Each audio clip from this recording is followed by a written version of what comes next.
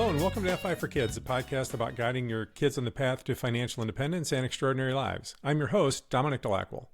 Our guest today is Dr. Foojan Zeine, an international speaker, author, and psychotherapist. She has a doctorate in clinical psychology and is also a licensed marriage and family therapist. She's the originator of awareness integration theory, which combines multiple therapeutic techniques into an approach effective at minimizing depression and anxiety while improving self-esteem and self-confidence. She teaches AIT at Cal State Long Beach, and she's also been a guest speaker at Harvard, MIT, University of Chicago, UCLA, and USC. So we're going to talk today about how AIT can be helpful for parents and young adults on the path to FI. Welcome, Foojan, and thanks for coming on the show. Thank you for having me. So I'd like to start with you just telling us a little bit about your personal background, and then we'll talk about your professional background a little. Of course. I was born in Tehran, Iran, and then I came to the U.S. When I was 12. At that time I came and went to a boarding school. And I finished my high school at age 15, and I went to Arizona State University. Basically, what I learned was how to raise myself because I was an immigrant. My parents were not here. I really didn't have any relatives here. And it was supposed to do my education and go back home. And then the revolution happened, so I never went back home. I stayed, and this United States became my country. Throughout of raising myself, obviously had to learn. I started working 3 jobs at age 17, and then from there on was really taking care of myself financially without necessarily having all the skills, but like on a survival level, just learning what to do. You work, and I put myself to school, and so it was interesting because around how you look at who I want to be when I grow up, what am I going to do, and all of that. So in my world was, by age 30, I'm going to have my own business. I'm going to be married. I'm going to have my home. And I did by age 28. I was very determined, and I did that. I wasn't happy at all. I was not satisfied. I was actually very depressed because it was more like I have no idea what else to do. I got my degree, I had my business, I did everything that the society told me you do, and you're going to get there and you'll be happily ever after. I did, and I wasn't. So that's when I started going to self-help seminars, and then I started going to psychotherapy because of my marriage, and a whole new world kind of like opened. I'm like, wow, I love this field. It's really working on me, and it's helping me to look at what I've done and how I have survived. And I learned how to survive. I really did not know how to live and thrive. So it was just a survival game. And whenever I reached the place of, okay, I got my business here, I've figured everything out, I don't know how to live with this, so I would kind of sabotage it or break it down and then start surviving again, because that's what I was best at, right? Then at one point in therapy, it's like, okay, enough. I really need to learn how to create and move forward. And then from there, I became a therapist, and I continued going to therapy and self-progress seminars to keep learning all these different kind of theories, cognitive, emotional, trauma-based, and also behavioral. So I learned all of them. And then as I accumulated what I learned and brought it into my sessions, it became its own structure. Like I got the best of everything, and I was looking at how to make this efficient for my clients. And it created a structure from there that goes deep very fast and creates a high level of efficiency in how to create awareness about who you are, what you do, how you think, how you feel, how you behave, what you create, and then looking at how so much of this is the let's say the coding, the programming that we have and we create as we grow up, and subconsciously we're just running the program. Yeah. And can I make it conscious to see possibly these programs don't work anymore, and be able to change those and then kind of like move from there. And that's how, the personal angle led itself to attempting to learn. And by that, I learned so much with myself and my clients that it just turned into its own manual in a sense. Yeah. Yeah, that's cool. Thank you for sharing that. I mean, this country is such a country for so many of us, immigrants like yourself or recent immigrants, right? I mean, my family, at least on my dad's side, is not that far removed. And I think these stories are always interesting. It's not something we typically talk about on this show, but I do think, we all have those, and it's interesting. So thank you for taking a few minutes and sharing that. And it's cool too how that really then sort of ties into the heart of what we're going to talk about today. But before we get into more of the details of AIT, awareness integration theory, tell us a little bit about what you learned about money growing up. My mom was a very, very famous, like an Oprah. Like people know who Oprah is. She was that in Iran, and when the revolution happened, the women had no right to have a voice or be seen on television and radio. So she lost everything that she had. And my father was someone who was an entrepreneur. He would go to other countries and bring factories or businesses to bring them home to Iran and would create them. And also after the revolution, he lost everything. So what was interesting was throughout the time that they were both moving forward and flourishing, and, you lived in that kind of a concept of me having a nanny, having a driver, and having all of those. Neither one of them had the idea about how to budget, how to save, how to plan for the future. So what was interesting was they accumulated money and spent it immediately. So what I had also learned was money, you'll work for money, money will come, and then you spend it. That's the belief system that I had. And you could really see it because when the revolution happened and neither one of them had the ability to earn money at that moment, suddenly life had completely changed and everything that they had was no longer there.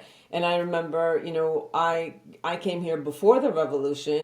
So they were sending me money and all of that. And that's what happened. Like could no longer do that.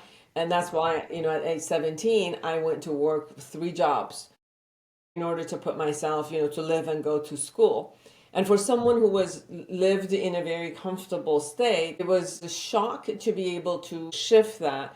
And yet there was a beauty in it, which changed my mentality from an entitlement conversation of money's here, they'll just be there, people give it to me, then really holding to the value of the money as you were creating, like as I was creating and, learning how to live. And pay the bills and move forward. But interestingly enough, the fantasy of it, regardless of my own experience of going from learning to create money and the value of money, the fantasy was always there that the good thing will always be that I'll get somewhere where I can, without any structure, just have enough money to do whatever I want anytime I want. So the fantasy was still there as a child, that this is the way it is and it's going to be there. So this concept of budgeting, saving, all of that didn't even show up for me at that time, even though I was working and kind of like raising myself and being independent. So that conversation about money was very interesting. Both my mom and dad passed away with having no money reserved anywhere. So sometimes you look at the amount of wealth that they had created and they had no idea how to take care of themselves when they were older or even leave it for their next generation. So that's one of the first concepts that was so innate and automatic. To be honest, Dominic, I had to learn around age 50, 45, 50, did exactly the same pattern. As your parents. Until at one point, yeah.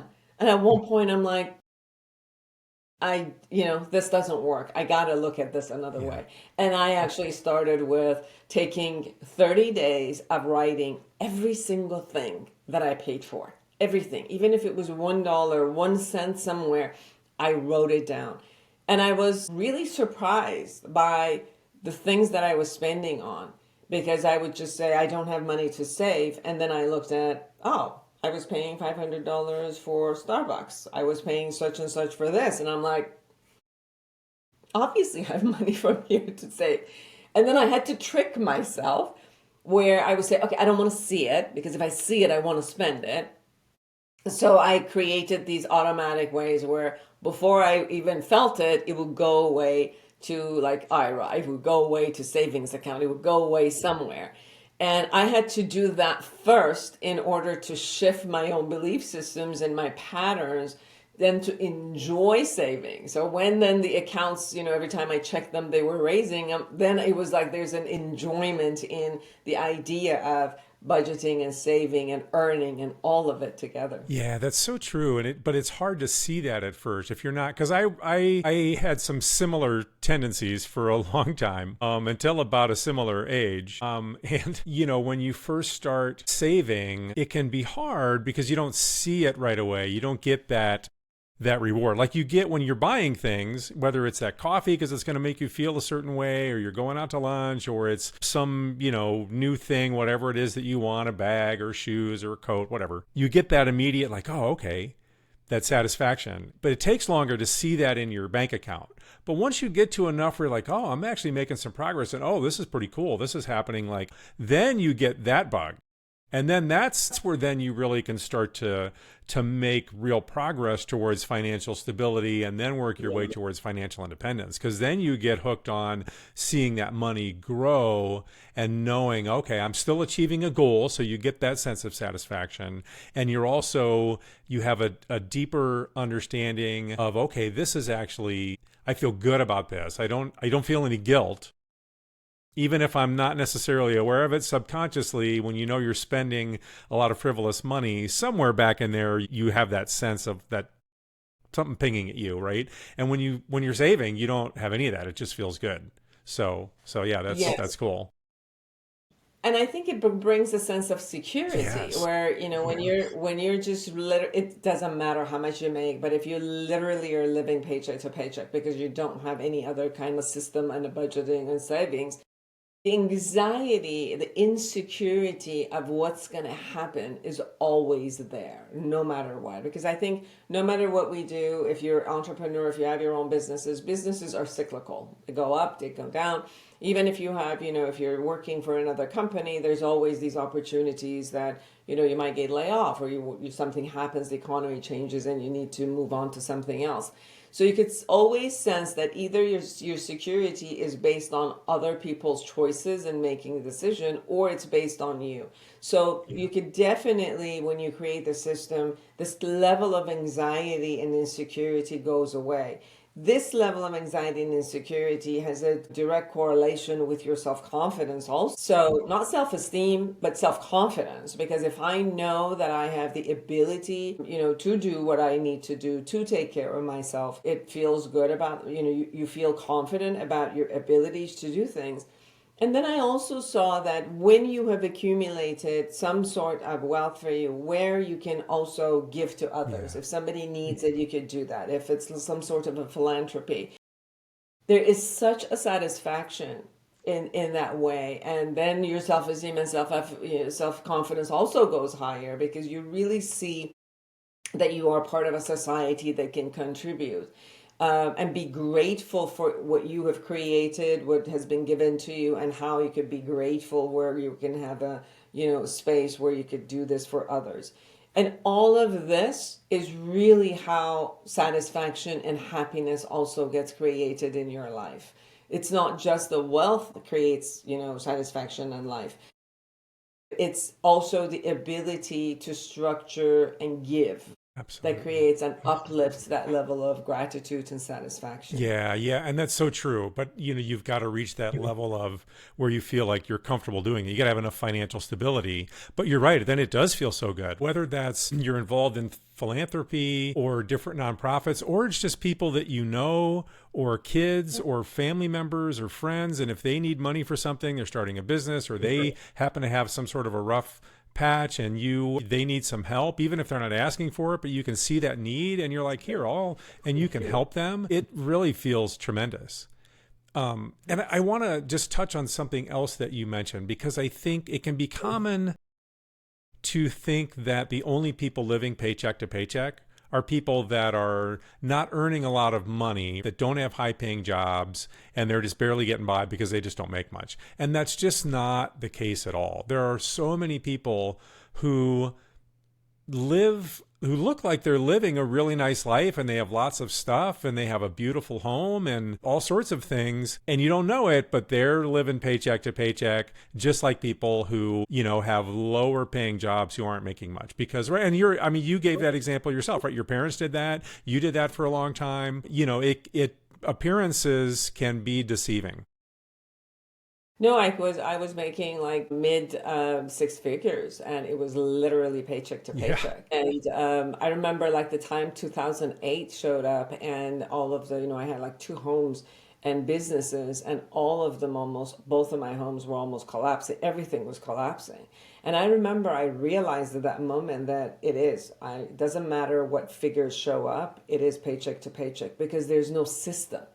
And when there's no system, you're doing this paycheck to paycheck. And I remember my anxiety was so high that I ultimately, in order to calm myself down, I said, okay, if I'm going to be homeless, I figured out I have one friend that'll give me a one-way ticket to Maui. And then I had found this place in Maui, which was on the beach, and it had a shower. And I'm like, I'm just gonna take that. And it's like that was the way to calm myself down about if it all happens. I mean, obviously it all worked out, and anybody who went through that, ups and downs of the 2008, were able to pull back up. Or people went through this in pandemic. I mean, a lot of people just lost so much in the pandemic, and their jobs and businesses, and they're just businesses collapsed. Business, obviously, because I'm a therapist, we changed everything and we went online, and I was actually working 20 hours a day. But for other people who've had restaurants, or so many of the, people service businesses just collapsed. And to be able to survive through these times, the people who were able to were the ones who had some sort of a system that was cushioning them to be able to show up and come back up. So the earliest we could teach this kind of system to people, and that's where, I work with families where they create a system.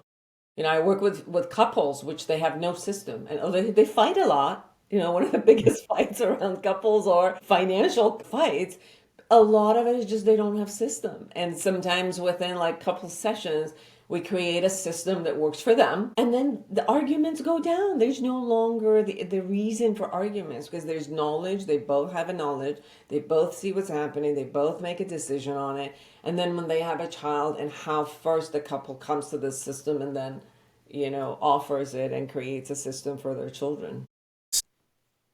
Today's episode is sponsored by Million Stories, a Singleton Foundation program.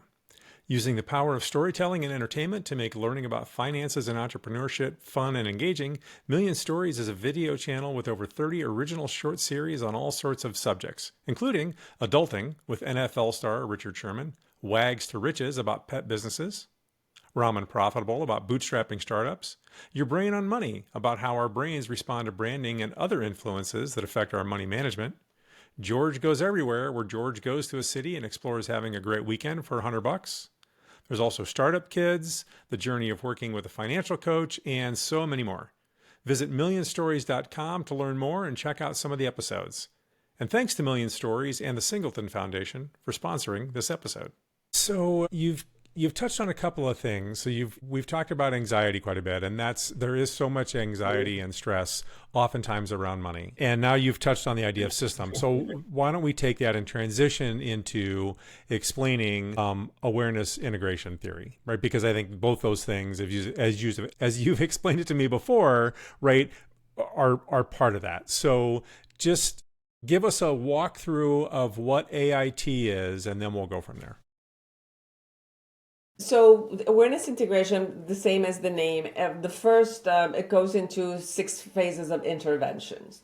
And the 6 phases of intervention, the first 3 phases are pretty much teaching us how to reflect and become aware. Like, you create two cameras, one going inside and really monitoring our thought process, our emotional process, our body. Because, if you listen, it really talks to us.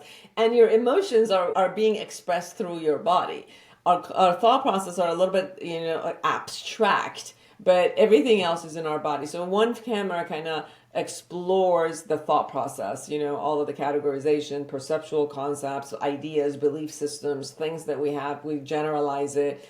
They're positive, negative, workable, not workable. So you kind of look at that, and then the internal space that instinctually tells you what's good for you and what's not. Like, as you start listening to your emotions are like they're like a messenger that says, knock knock, this is good, let's go, or knock knock, no, any way you can get away.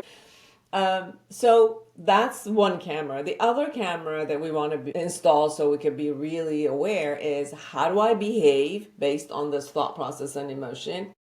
How do I behave, and what does my behavior create out there? Right? So if I am aware of this process and my relationship in between all the roles that I play, if my role is a student or a teacher or a worker or a boss or a wife or a husband or a father or a mother, I play as I wake up in the morning. I'm constantly playing in one of these roles, and all of these roles have some parameters that I come into, and I might have different belief systems and different way of behaving on one realm of my life, which would be different on the others, right? Like, if we work on a professional level as an adult, when we go to work, we learn how to talk professionally, how to act professionally, how to manage our emotions, how to all of that. And then sometimes we go home to our parents or spouses or children, and this is in the domain of family. In the domain of family, we might give ourselves the right to do whatever, talk, swear, yell, scream, do whatever, which we won't do on the other side. It doesn't mean we don't have the skills. It's just that we haven't transferred the skills from one area to another. So part of this awareness becomes, what kind of belief systems and behavioral structures I've created in different domains, which is working, what is not working, and really looking at, and I might have a skill that works in another domain, and if it's not working in here, I can grab that and bring it here. Like, if I'm doing amazing in structuring finances in my company, but when it comes to my home life, it's all, jumbled, then okay, let me bring that skill that I've learned in this domain and in here. Or communication. If I can, the other way around is, if I can forgive my family and friends with a lot of the stuff they have done, I've learned how to love them and do that. Can I bring this also, for example, to the company, where to me these are strangers, and then I'm going to hold a grudge. If you compete with me, I'm going to do such and such. Well, my siblings have competed with me all day, so I've learned how to love them and learn to work in this system. Can I bring that skill now to corporations?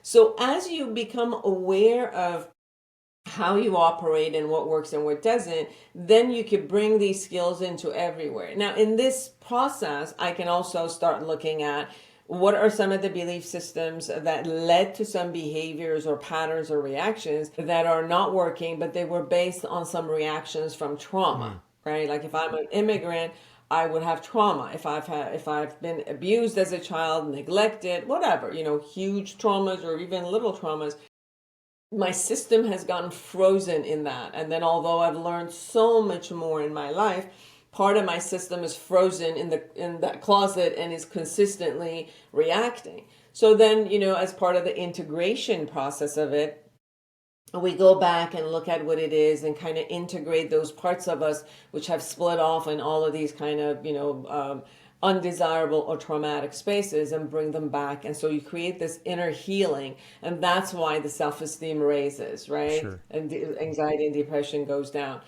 So Foojan, and then after we sorry, just to clarify for a second. So, but it all starts with the awareness piece, right? Because a lot of the different things that we're maybe doing, the way that we're behaving, or belief systems that we have, a lot of those are subconscious and we're not necessarily aware of, right? So you've got to start there is what you're saying so that you can understand, oh, I'm doing these things I didn't realize, or, oh, I thought I wasn't any good at this, but I do a good job at that over here in this other area.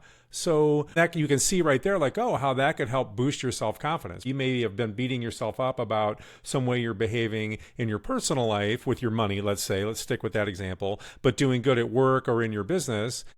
Well, now you can, oh, I have confidence to do this. And that applies to sort of everything. But you've got to start with that awareness so you can start to realize the unknown assumptions that you're making about yourself or about others and other sort of, I guess, unaware sort of predispositions for things. Is that right? Exactly. Yeah. Okay. Yes. So, for example, when I looked at my patterns of finances, instead of constantly damning myself about, I can't even handle a business, I fail at every business because I can do it, move forward with it, and then I don't know how to like grow it. And so I made this a lot about my incapabilities. And then I started looking at, no, my father's way of doing this was he would bring two, businesses and he will keep them for 2 years and then sell them. I never knew, there was never a conversation of how do you go launch a business and then maintain it and grow it. I only knew how to launch it, because that's what I had heard from him. That's what I had seen from him, right? So that's what I automatically did. It didn't mean that there was something wrong with me. It just meant that was my first role model. The minute I realized that, I took off all of those, stuff that I said to myself, negative things that I said to myself. So now where can I go? Realizing this, the awareness of this thing freed me to start going to seminars, to read books, to bring people into my as consultants who had done amazing jobs and teaching me, and I learned from them. So then it was okay. Then my next company, went 17 years. That's a lot, going from 2 years to 17 years, right? And then it was like I was keeping it, although it was no longer necessary, or it was past its time, and I needed to complete it to move on to bigger things. And then it was like, no, I don't want to. I finally learned this. I don't want to. But then now that was holding me back. No, you need to let this go so you could grow. So it's the awareness. But a lot of times when we hit something, our goals won't go forward, or our goals are going forward, but we hit a wall. We tend to say it's either my fault, or I'm bad, or somebody's bad. Mm-hmm. So by this concept of awareness, you take that route out. It's not about anybody being bad. It's everything is fine. You're good. Everyone is beautiful. It's just, you just don't have the skills. And the skills you've had brought you so far. That's all. Now you need new skills to do something else. So no, that's actually really cool. So you take the judgment out of it. So it's very sort of Zen in that way. You're not getting attached to it. You're just noticing it. And then from there realizing, okay, well, here's what I'm lacking, or here's what I've been doing that isn't working. So I've got to do something different. And if I need to learn something in order to do that better, then I just need to go out and learn it. And it's all very sort of matter of fact. Now that's cool. So then, so you start there. And then once you start to become aware of some of these things, then explain the integration piece. So the integration, it would be such as, for example, someone would be in a process of learning these things, and then suddenly they realize that the belief that they created, that I'm bad, I'm no good, I'm worthless, has a source. There was a time that I said this to myself because an event happened. So now you can imagine all of these kind of decisions you made through your childhood and teenagehood, which made up supposedly the core of your personality. You're going back and you're actually doing like a personality reconstruction, because you're taking all of those belief systems that created the personality you are, and you're shaking them, you're bringing them, and you're bringing it back to a wholeness. This time, not only from your vulnerability, but also accessing all of your strength, your resilience, your strategies you made in order to survive. All of those are part of your strength. So you bring the strength into the vulnerability and you uphold it together. So that's where the integration process happens. And we do it in all domains of life, whatever is necessary, up to 31 domain of life. And then after that, you say, who do I intend to be? And then you commit yourself to your best. Not that your vulnerabilities or your worst side doesn't show up, but because you're aware now, it doesn't come into the behavior. It shows up as feeling and thought. So you put it kind of like this filter between thought and emotion and then the behavior. And in this filter, you're putting your intentional, who you say you intend to be with your value system, commitments and everything. And then your behavior becomes a lot more intentional. Not that we don't screw up or a lot of times, but when you do and you're aware, your camera's on, the minute you see you screw up, you clean it up.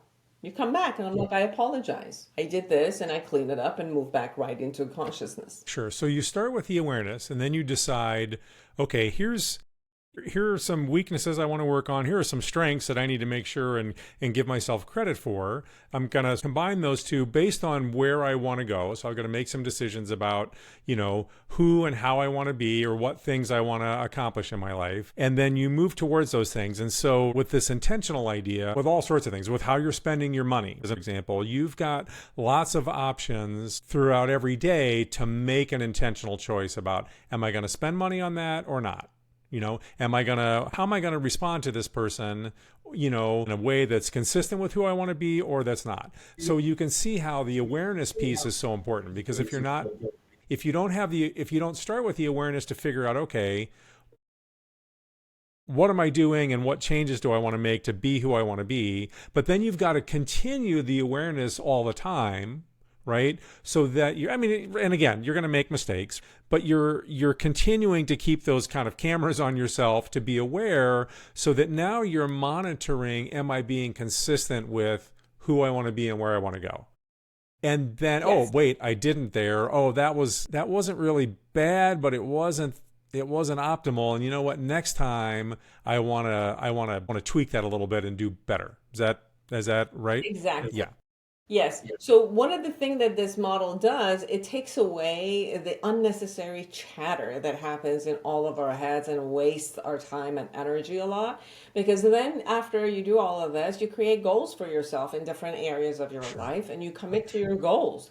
And every time you commit to your goals, you're like this. And every time you don't do what you said you do, you're like, what worked, what didn't? How come I didn't do this? What kind of belief systems or things showed up? All right, get back up and, do you still want to do this? Is this still a goal? Yes. All right, let's go on.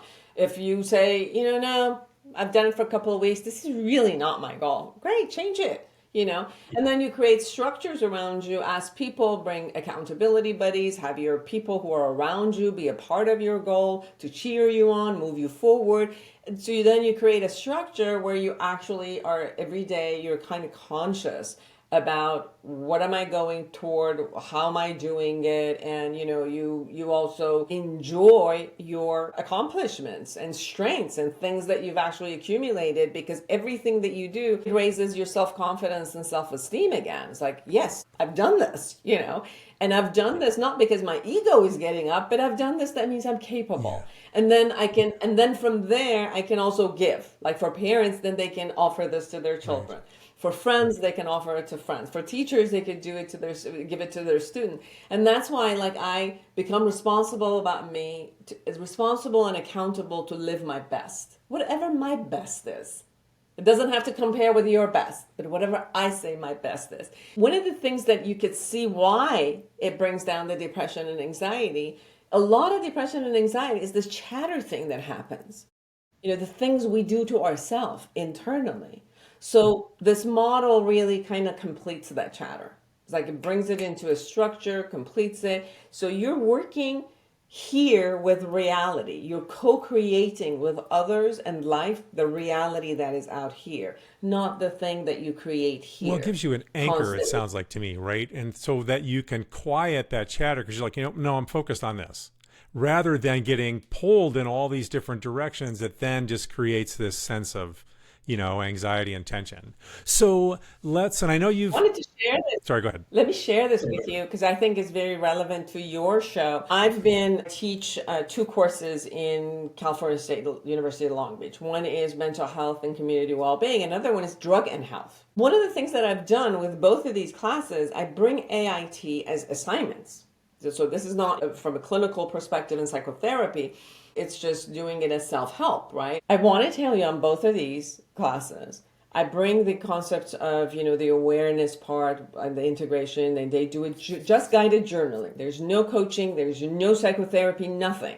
We're teaching them something else on the side. They're all as homework, they're doing this. This term, I'm teaching drug and health. And because they do work on finances, career, they're guided journaling on finances.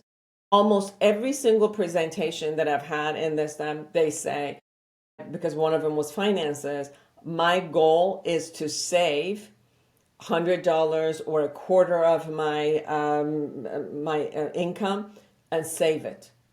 This is astonishing to me. I've even had a lot of people say, that age uses marijuana a lot. I'm going to cut down on marijuana. I'm no longer going to smoke. I'm going to, cut down on vaping, or I'm just going to go sober. So nobody's preaching, nobody's talking, nobody's doing therapy, nobody's doing coaching. All they're doing is guided journaling, meaning that there's specific questions and processes that they need to go through and specifically answer to the AIT process. This is what we're getting. And even in the app, where again, 31 areas, you go through the process, we're getting up to 71% improvement in these areas. So you can see how much of that awareness, knowing where our belief systems and patterns show up, and then you get to create a conscious choice, will lift you up, will free you up from all of these shackles that you've had before, and frees you up to either use your own skills and create a structure for success, or realize I don't have the skills and then go get it. Yeah. Well, that's cool that the financial piece came up, and they just by working on the awareness and looking at these different areas, they decided, I've got to do something more here. So and I know you've got a hard out here in about 10 minutes. Let's tie this back into parents and kids. So how could parents use this in order to help their younger kids that are still at home understand and move towards understanding their finances, start setting them up early for financial independence? And also then how might they guide and some of this I think you already mentioned, right, their young adult kids, whether they're in college or whatever they might be doing, to help them be more aware of and understand their finances better so that they can start earlier. A lot of these financial things we've been talking about, right? Saving, investing, creating financial stability, and then ultimately financial independence for themselves. So how do they fit together? One of the things that parents possibly make mistake is they think that I have to teach my kids a particular thing by giving them advice. Parenting is role modeling. They only learn from you when they watch you do it every single day.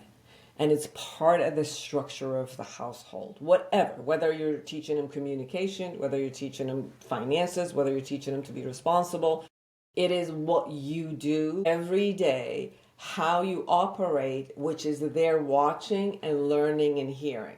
If you give them an advice that you don't do yourself in your own world, the advice is taken as crap. What you do is taken in as actual concepts. So what I'm asking the parents to do is become aware of what they do throughout. If it's their finances, how are they operating? Even if there's a dialogue between the mother and father, nobody's the same, right? All the couples are very different. So it doesn't seem that people have to be the same. You just have to role model where you could resolve conflict amicably, appropriately, lovingly, and create systems, even with two different approaches. Because when your child goes to the world, there's not one unified world out there. There's a lot of different things. So it's okay if parents defer in things. They just have to know how they operate so they can come back and create a system that works for both of their differences. So their own awareness, and then if they're aware and create a financial system that works for this family, your children would automatically become part of this. The second part is how to teach your children within that structure. So it's not just finances are for grown-ups and you guys just tell me what you want, I'll go buy it. No, as a child has the ability, like if a child knows how to eat their own food, you give them a spoon or a fork and you have them do it themselves. The minute that their, brain has the capacity and their physical body has the capacity for a skill, we want them to do it themselves. So even in finances, the minute they start learning a little bit of math, then you teach them by savings, by creating this like piggy bank there, or giving them chores or let's say responsibilities that are appropriate for them and attaching that the same way the world works. I go work and this is my job description and this is the income I get. Your job description at this age is this. Like you go to school, you could clean your bathroom possibly, you could put your stuff back, you could take your laundry and put it here. If you're eating in this common area, this is also your responsibility. So for this responsibility, you get an allowance. You'll get like a weekly, income. So then the same thing in the rule outside. If you don't do your job, that income will be taken away. If you don't, if the child doesn't do their responsibilities, then their income will be taken away. Or if they really want to buy something, then it's like, well, this is a time where you could learn, or this is a time where I'll give you a loan for this, and then you give it back in every, so you teach them the concepts what they have to face when they become an adult out there. You create it with the system at home. If they really want more money, you're like, well, let's figure out together. Let's get creative. What are some of other ways that you could create money here? And you could support them. They could create crafts and then go support them to go sell it. I mean, the concept of, the cookies, they teach them in school, right? The Girl Scout cookies. That's some kind of a teaching to the children, right? You get the cookie, although you have enrollment of your family and friends to come and buy it, or, they'll put it in a table and they'll go and, sell it for you. These are all ways that you in the society and they can start bringing appropriate ways of earning, managing, saving money, starting even from 5 or 6 years of age, and moving up and growing it as they actually go, higher and higher in age. Well, the other thing that I see in there, right, is if a family's talking about all of this together, then you can see how if the parents are making a point to sort of be aware of how they're being and how they're thinking about money, then they can also be looking for what their kids are perceiving or thinking about money and be attuned to that, so then they can help them increase their awareness of how they may be thinking about money, whether that's good or bad. If you've got a kid that like spends every cent that they have, helping them be aware of that, and not necessarily telling them they have to do something different, but helping them understand or be aware of that, and then explaining different options to them, and then maybe nudging them towards, trying some different things, and then they can see how they feel and decide, okay, here's how I've got to go. Or on the other hand, a kid that has a hard time making decisions and doesn't like to spend, there can be downsides to that too, right? You need to be able to spend money on things that matter to you, and helping them be aware of those tendencies and helping them problem solve how to find a relationship with their money at whatever age that it makes them happier. So absolutely, no, that's cool. Because we could train some the children just to be entitled because we didn't give them a responsibility and add that to the financial gain. Or we could go to the other side, which is someone who says, I don't have money, I don't have money, I don't have money. And then so we create now a concept of lack and a survival base and an anxiety for the children because their parents are not just saying, I don't have money. Right. And then they don't respect you anymore because if we don't have money, how come we have this house? How come we have this car? How come you go suddenly and, do gambling, but then whatever I want, like I don't have money.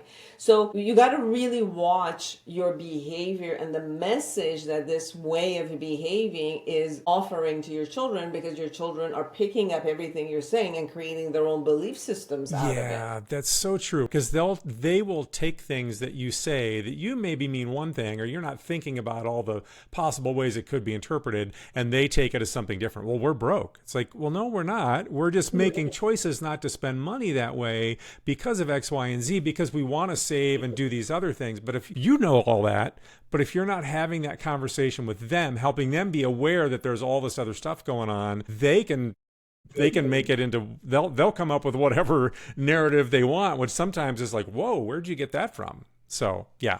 Yes, and teenagers their brain activity is only can see their next week and 2 weeks. I mean, that's all that they can actually plan. But if they're part of the bigger planning of the family system, where in the family meetings, can I have this? Can I have this Nike? Can I have da da da da da da? And you're like, I want you to have everything you want. However, let's bring it into the system. Based on our budget, I can get you this, I can get your Nike at this time. I can get your da da da da at this time. So you're also teaching your teenagers this kind of a long way of looking at extending the benefit versus like quick fix of right now. I want it right now, which is part of what you could see also with addiction in an addictive mind. I want it right now. And then anxiety, I want it right now. But part of the training of our children is to have delayed gratification. Absolutely. So that is put on a system, also financial systems. And these are the systems that you want to create in your household, so that your children are part of learning it. They're not just hearing it. They're part of learning it experientially. Yeah. Well, and I really love the idea of a whole sort of family system for all of that. I know you have to go, you have another appointment, but real quick, you've got a couple things I want to give you a second to talk about. How can people reach you? I know you've got a book about AIT, and also there's an app for AIT. And so, I mean, if people want to really get into it, they can see someone in a detailed way as a therapeutic intervention, but also just on a day-to-day basis, you've got an app that will walk you through the process. So tell us all about those things, and then you can run. Yes, you can go to the App Store or Google. It's both on Android and Apple. It's called Foojan, Foojan. The app has the capability of taking you to guided journaling and meditations and teaching you skills and all of that for 31 areas of your life.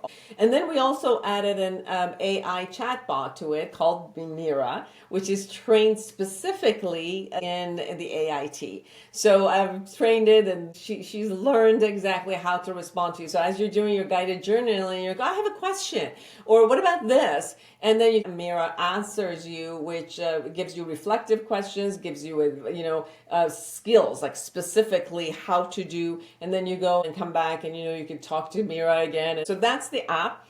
The website for the app, if you just needed to know more information, is foojan.com. You could go there. You can find me at foojanzeine.com or any of my social media. If you want to know about awareness integration, awareness-integration.com. It has all of those. We've trained a lot of therapists, and coaches. The book is called Life Reset. And we also have intentional parenting, which takes it takes AIT through different ages, from infancy, toddler, preteen, teen, and young adult. It takes you specifically each one of these chapters about what are the developmental stages, what you can expect from your child, how you can teach them a lot of these things that you want to teach them.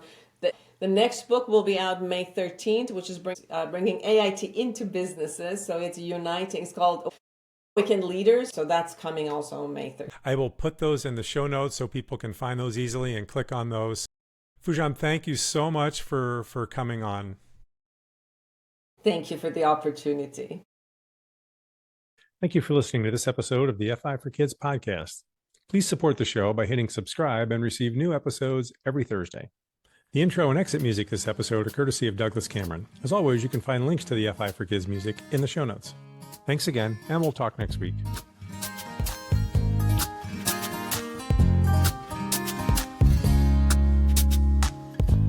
You're like the horizon. I can't reach you, you're so far away. And if I run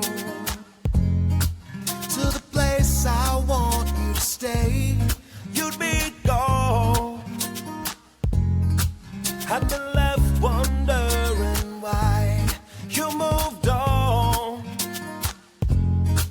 and why you never said goodbye. I can't wait any longer. I see the writing on the wall. It's time for us to say, tomorrow we are yesterday. Tomorrow we are yesterday.